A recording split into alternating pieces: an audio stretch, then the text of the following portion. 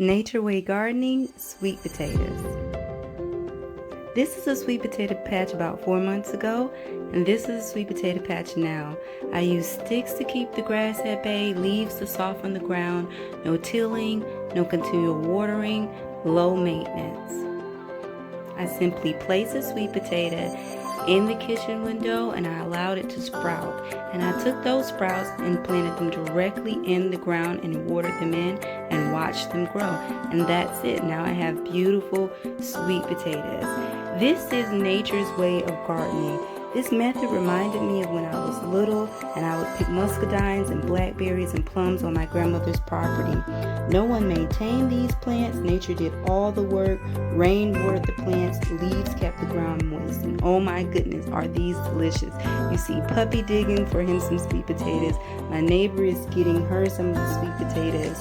And here, I'm trying to harvest the sweet potatoes and make sure that I don't damage any of the sweet potatoes because these are so good. I want to eat every single one, none to get damaged. They're better than the store. I know people say that all the time, but it's something about these that are so airy and fluffy and delicious.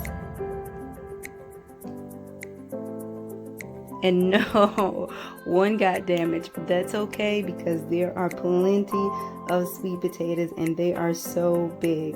Sweet potatoes are a great healthy option if you want to live well and eat healthy. That's one of the reasons I wanted to plant them, and planting them was so easy. I only watered them that one time when I put them in the ground, and that was it. I just let it go and I watched them grow, and now they're big and beautiful.